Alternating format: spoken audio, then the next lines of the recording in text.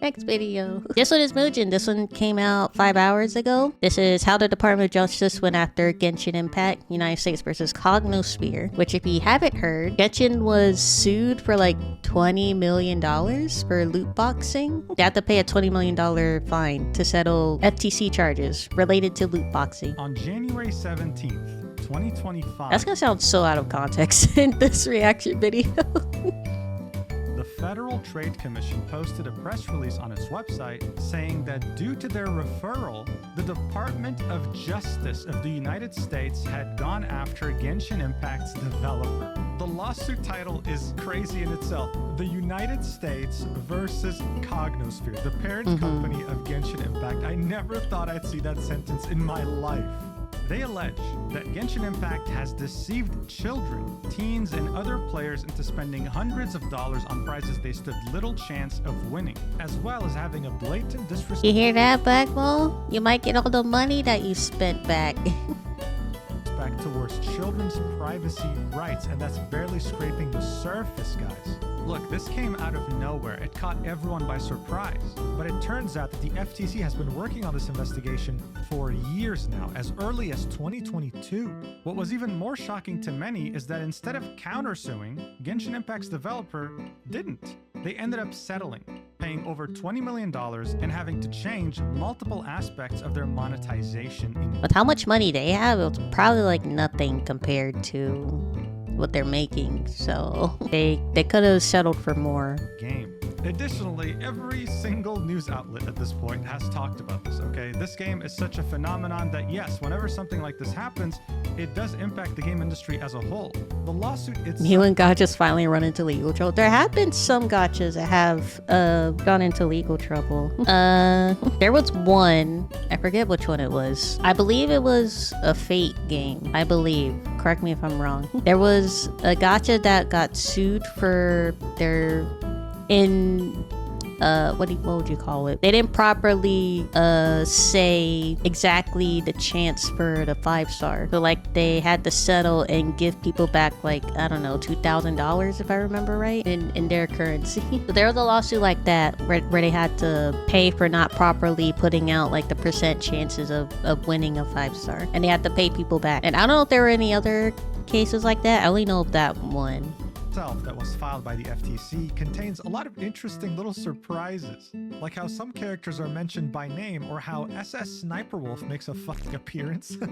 The community reaction though resulted in an implosion of people completely fighting each other on different probably opinions. For promoting it. The impact that this lawsuit because you know they like to sponsor a lot of people. But it stands to be even bigger in the future, so we have to talk about it. Let's do this. If you weren't born yesterday and have played video games for like the last 10 years at least, you know the term microtransactions and loot boxes. You couldn't have avoided them, even if you wanted to. The term loot box has gotten so big that you can find it on the website of the UK Parliament or on an Australian government website. There's a lot of controversy surrounding these game mechanics because for many, they are very similar to what you'd find in a casino, except this is marketed to all ages. Concern kept growing as parents started to notice that the games if Genshin was actually sponsoring me, I probably would still be playing Genshin now because they would actually be paying me money. Had a lot of gambling mechanics incorporated into them. This all somewhat culminated into the very infamous moment in which the UK brought forth some gaming executives and questioned them about their loot box mechanics, with this EA executive saying that they're not loot boxes, they're just surprise mechanics.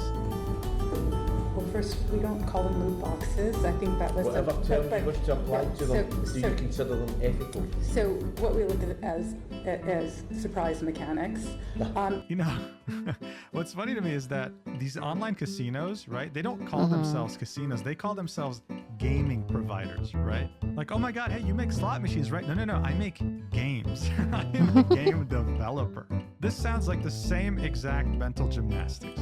This was back in 2019, and people thought that finally this gambling plague would leave their games alone, but unfortunately, nothing really happened. EA was really fighting for the loot boxes, if I remember. EA games. They make make so much money from microtransactions, they call that extra content. In 2024, they made $4.4 billion from microtransactions, and half of it came from FIFA's Ultimate Team mode.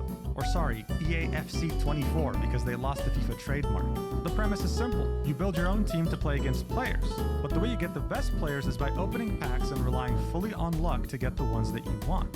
In 2020, the Dutch With no court fixed ruled that chance, EA really. Games has 1 week to make changes to how this mechanic works. Otherwise, they would fine them 500,000 euros a week, up to 10 million euros until they do. Many people saw this as a victory, but EA said, no, we're not going to do that. In fact, we're going to appeal. And 2 years later, that fine got canceled. Nothing's really changed in that regard.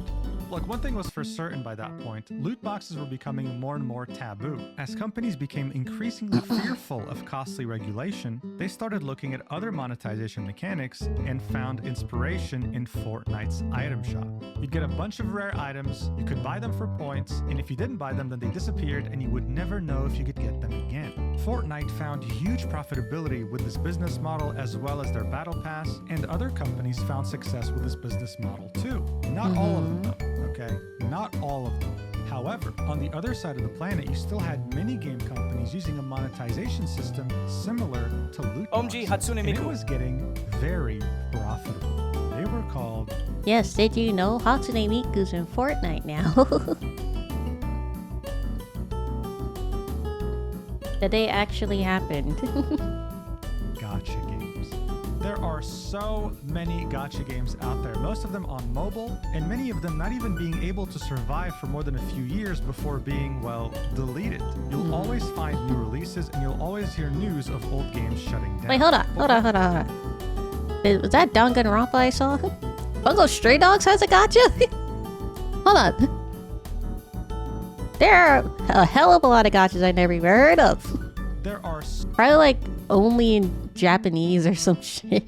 Danganronpa, Danmachi. hear news of old games shutting down. Oh, hold on. Deleted. You'll always find new releases, and you'll always hear news of old games. Disgaea has an RPG? Huh. Shutting down. But where the hell did they come from? I never heard of that well, one. It's from where all the other good things come from too. Japan. It Or originated gacha. from the term gachapon, which are these machines here. Hi, Let's take the Camel. example of this car gachapon machine where you put 300 yen and you're hoping to get your favorite car out of these 5 different cars. The idea here is that you're gambling, but you're gambling on preference, not on money. After putting your money in this machine, you're receiving a car, whether you like it or not. It's just that you might not be getting the one that you want. And that's exactly how gacha games work as well. Wikipedia takes this even further and says that games such as Magic the Gathering are actually a type of gacha. This would make Pokemon, Yu-Gi-Oh!, all those games gacha as well, even though no one really refers to them that way. Yeah, it's not really a gacha. The technical term is a handheld card game, you know? And it's not really a gacha because really if you buy enough packs, you eventually get the cards. Now when you hear gacha, you're thinking of a game, free to play, most likely on mobile, that's either from China, Korea, or Japan. And this is where Genshin Impact cards came in on is September technically a 28th, gacha. 2020. Pokemon and Gacha before Yu-Gi-Oh. Genshin was very niche. It was also mostly on mobile. Genshin changed that by not only making it available on PC, but on PS4 as well. More importantly, it was appealing to the mainstream audience and not to a niche audience. So if you liked open world games, it was enough for you to try. Oh my god, Genshin. this video But is the so thing old, is, I 4 don't years think ago. people quite understand just how much money Genshin makes. Half of its revenue comes from its home country, China. But it's estimated that by 2025, it'll be on track to hit $10 billion in total since release. Some of you watching might be thinking, oh, wait a second, that's... Remember when it was just Mondstadt and Leeway, Magma? Man, the old days.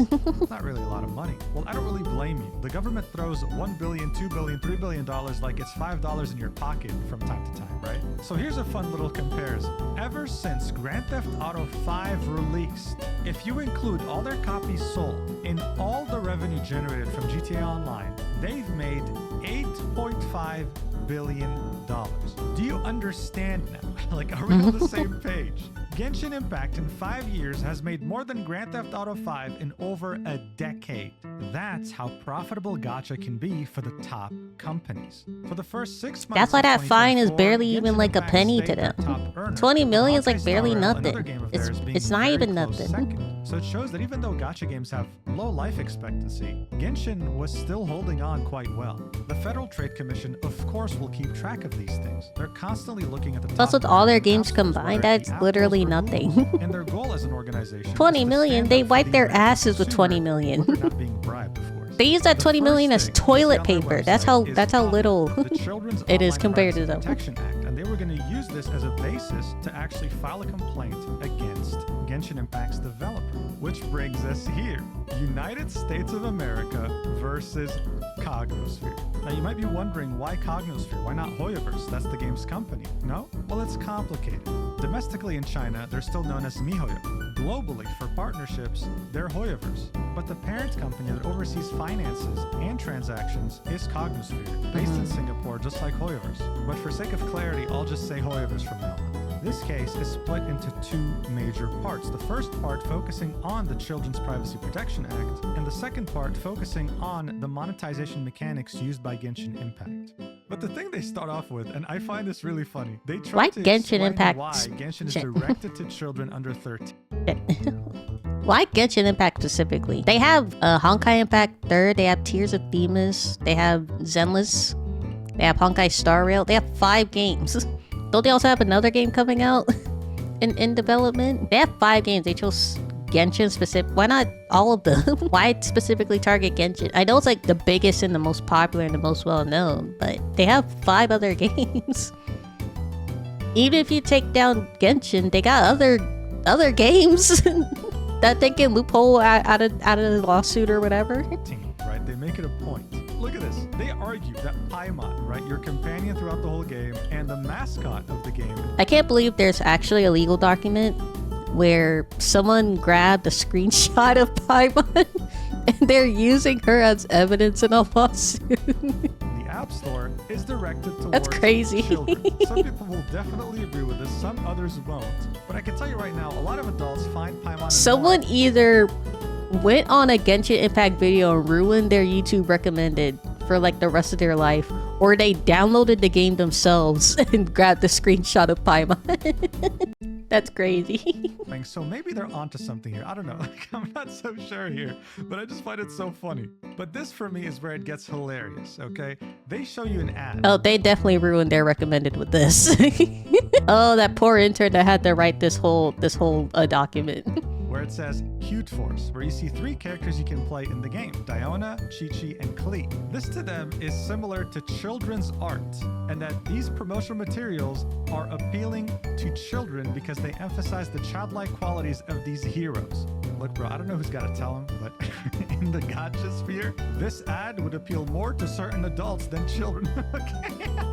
But that's Which is a all said on the crime. matter, okay? That's Let's keep criminal. going. They allege that HoYoverse intentionally hired influencers that have an audience of children to advertise the game to. For example, many of these paid influencers won or were finalists for categories related to gaming and online media at the Nickelodeon's Kids' Choice Awards. Some of them were big content creators for Minecraft or Roblox. And they also allege that some internal planning documents used by HoYoverse made note of whether hired influencers were known for producing Minecraft or Roblox-related content. To strengthen this argument, they mention a hide-and-seek minigame that happens once a year in Genshin Impact by the name of Windtrace, and how they hired an influencer by the name of It's Funny to play it on their YouTube channel. You know what? I mean, this does look like Cocomelon, but in Roblox. Like, I'm not gonna lie to you, it's the same kind of thumbnail. It does. This is one of those fucking Elsa Gate Spider-Man X Elsa channels. What the f is this? look like a kid's channel. But it's important to note here that there was nothing mentioning any. No, actually, I guarantee you, none of these videos are for kids at all. I know for sure that there's like blood and guts and murder and everything under the sun in these videos. I can just tell by the thumbnails. But it's Channels. important to note here that there was nothing mentioning any of the gacha mechanics, right? It was just a bunch of friends playing together like you would watch sea nanners playing prop hunt, right? Are you guys old enough to understand this reference? God, I hope so. But these things were enough for the FTC I barely to remember determine that Genshin channel. Impact was directed to children within the meaning That mean I'm old? of the Kappa rule. Their biggest issue relating to Kappa was HoYoverse collecting personal information from children without obtaining parental consent. They outline how here. It's through their social network.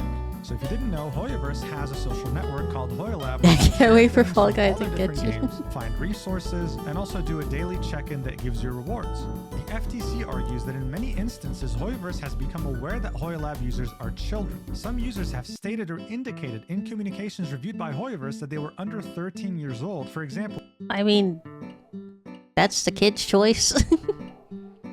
I don't think kids under 18 can even, or 13 can even use the app anyway, or play the game. So if they are, then that's just them finding a loophole. You can't really blame HoYoverse for that. That's like a internet thing. Kids are gonna find a way to get on games they're not supposed to be on. in social media postings on HoYoLAB or in posted photographs, Like no matter how videos, you try and to audio files prevent containing it, the they're child's gonna find a image or way. voice from which it was apparent that the user was a child. HoYoverse has in some instances taken limited and insufficient corrective steps when it has discovered a post by a child, such as removing the post in question and muting the user from posting on the HoYoLAB social network, but without deleting or seeking verifiable parental consent for the use or disclosure of other personal information of the child already collected. So this is how they argue that despite them knowing that they had children on their website, they took no steps. There's kids on every website. Personal information with no issues on their end. And you know what? The FTC is not wrong at all here. It took me less than 5 minutes to find a minor posting their cosplay on HoYoLAB. I'm not going to show the post itself or the person's username, but all you got to know is it says from a minor, okay? It's in the title and it has over 400 likes, which is viral for HoYoLAB. Now don't get this twisted. It doesn't mean that minors shouldn't be having fun cosplaying their favorite characters, but the entire point of COPPA is for them to have protection while doing it. And if HoYoverse doesn't acknowledge that they're on their platform, then what's stopping someone from following them, interacting with them, and maybe even messaging them harmful things? Nothing. There are no protections in place. The FTC then reveals that the investigation into Genshin Impact has been going Yeah, on but for a you while. also can't just put that blame entirely on the app or the company, right? Like, the parents have to also monitor what the kid's doing and who they're interacting with. You can't put that entirely on the app or the company. And when HoYoverse actually became aware of it in December 2022, they sneakily changed a little section in their privacy policy, saying our services are not marketed to or intended for children. But for the FTC, that means nothing because, in their opinion, HoYoverse has not sought to collect parental consent at any point in time. And then this is where things get interesting. We're talking about monetization, but not just in regards to children, but also to in dry your regards to something life. the FTC calls dark patterns.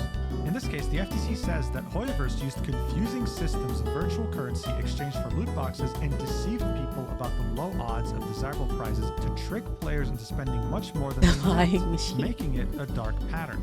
So in Genshin Impact, in order to pull for a limited 5-star character, you need a currency called Intertwined Fates. One fate means one pull. To get fates, you need to buy them with primogems. One fate equals 160 primogems. You can earn primogems in-game. But if you want to spend money, you buy Genesis crystals. You can then use the Genesis crystals to convert them to primogems to then use the primogems to buy the fates. But when you buy the Genesis crystals, you're not told how much they equal in terms of pulls. You have to do math. You have to unfortunately use your brain, take out the calculator, and calculate how much does this mean. If I spend $100, how many pulls do I realistically get?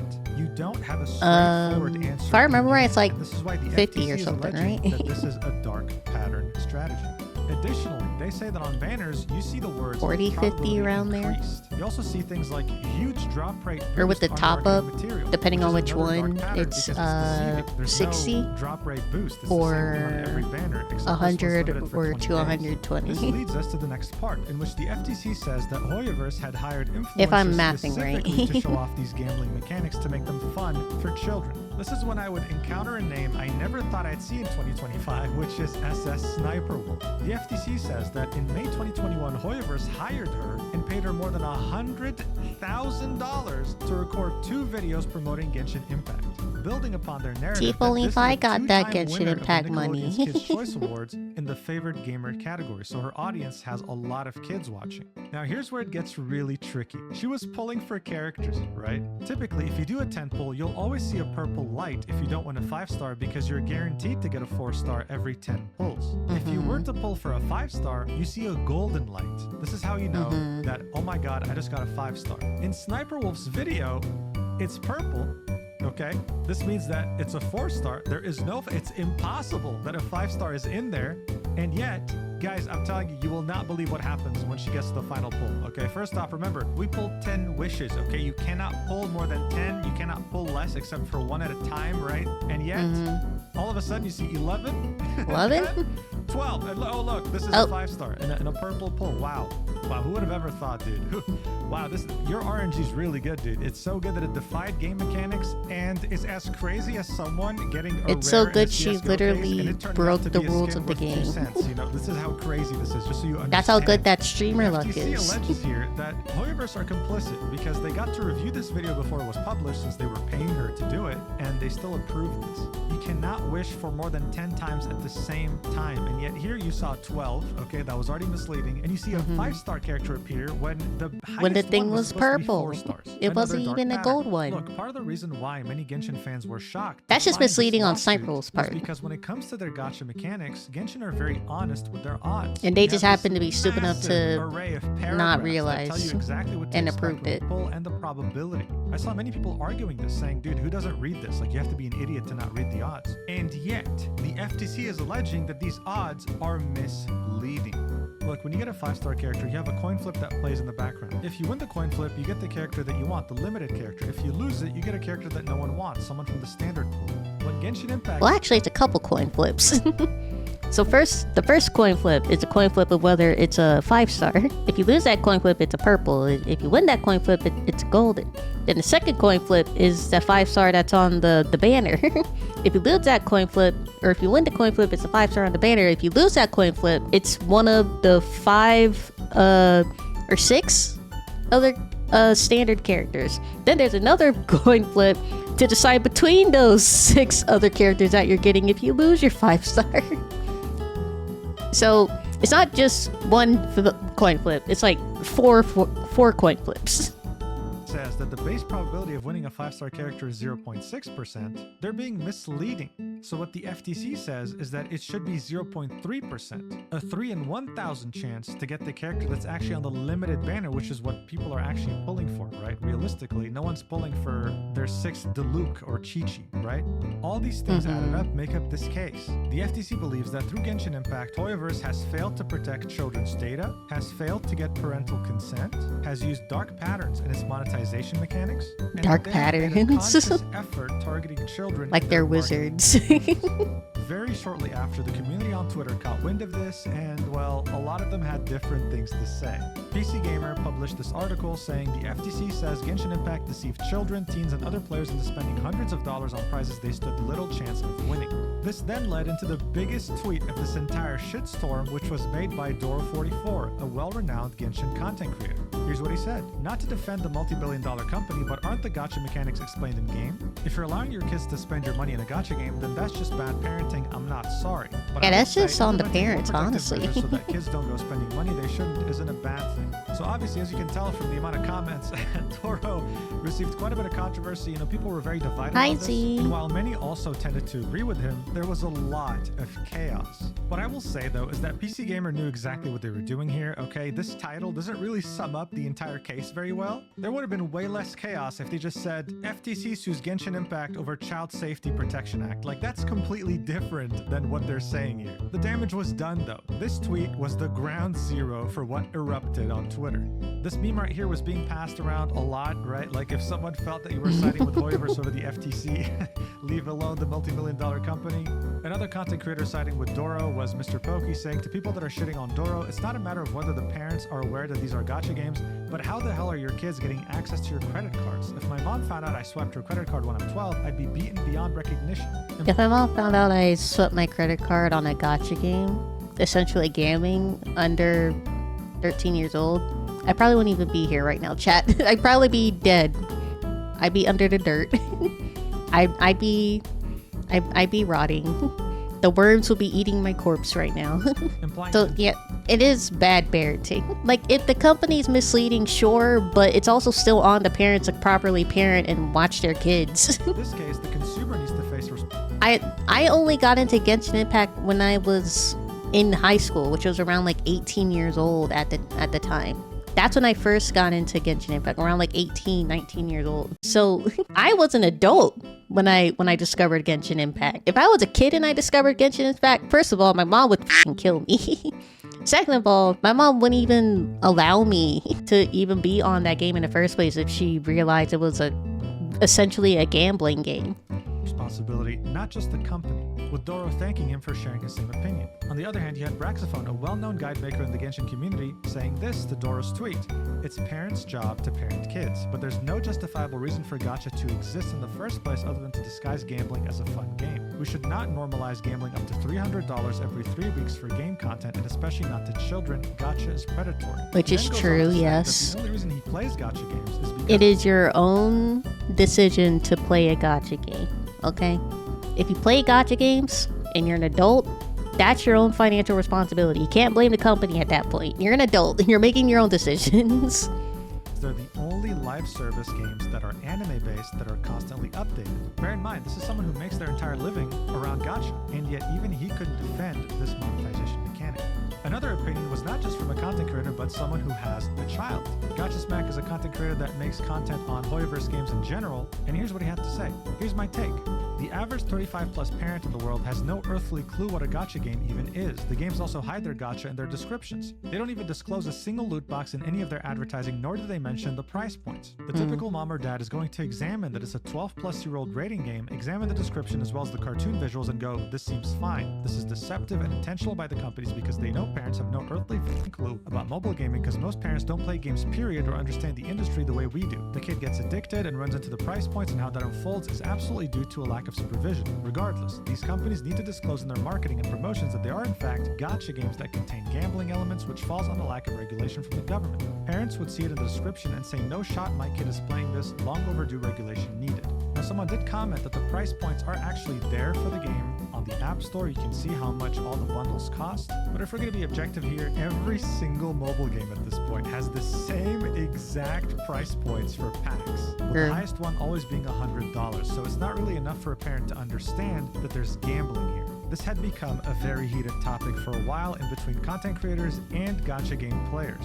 In the end though, HoYoverse themselves came out with a statement regarding the FTC's lawsuit. They said, Cognosphere, the distributor of Genshin Impact, has reached a settlement agreement with the United States Federal Trade Commission to strengthen and increase transparency around our parental consent and virtual currency practices. A statement from Cognosphere is below. Animation-style games and shows are well received by global audiences and players across various ages. Genshin Impact is a popular free-to-play anime-style game designed for older teens and adults. While we believe many of the FTC's allegations are inaccurate, we agreed to the settlement because we value the trust of our community and share a commitment to transparency for our players. Under the agreement, we will introduce a new age gate and parental consent protections for children and young teens, and increase our in-game disclosures around virtual currency and rewards for players in the US in the coming months. So in other words, the FTC's lawsuit's bullshit, but hey, listen, we can't be bothered to countersue. Take your $20 million, we'll make that back in a day, and yeah, I guess we'll change some things around in the game. Okay, this is as straightforward as it gets, guys. $20 million for them is child's play, but this hasn't stopped people from comparing HoYoverse's game mechanics to other games that are operating with no issues. For example, look at the odds that EA games give you for FIFA packs. When you open a premium gold pack, they say that it's a 4.2% chance to get a player gold 84 plus or higher. Sorry, when I see EA, I get want sick. A player that's like 94 or 96? Where are the odds there? We don't know. Let's not forget that even Apex Legends, I know it's a dead game, still has loot boxes as well. And let's not pretend here that children don't use these. And let's not pretend that EA Games actually seeks parental consent. When I see EA, I like verbally vomit. Is actually using COPPA, weaponizing it in order to go after companies they don't like, most most notably Chinese companies like TikTok and HoYoverse. But how will this affect Genshin Impact and other HoYoverse games? Well, as a start, you're probably going to have an option to immediately buy Fates instead of Genesis Crystals to then convert them to Primogems and then buy Fates with them. There's probably going to be an option that's like, yo, buy 20 pulls for this much, buy 30 pulls for this much, among other little changes. So in some ways, yes, this only serves to benefit the consumer. The consumer is not losing anything here. But the question is this, now that we know that the FTC has been working on this complaint for years, who else are they targeting? There are other gacha games out there that compete with Genshin Impact directly, like Wuthering Waves. It's also a Chinese game, but a $20 million fine will severely impact their cash flow. It won't just be a walk in the park. Yeah, because they're a with newer HoYoverse. game. So will this stop here, or will it get worse? That's the question on everyone's minds. Look, one thing is for certain in the end, gacha loves American money. But let's see how far they'll comply with this. And let's see if the FTC will seek to go after other, more predatory video game companies in the future. For now though, that's pretty much it. If you watched till the end, I love you. Thank you so much, and I'll see you in the next video whenever that is. Mwah. Long story short, if you're gonna play gacha, make sure you're an adult. And if you're gonna spend money on a gacha, that's your own financial decision. You can't blame a company for spending money when you're an adult.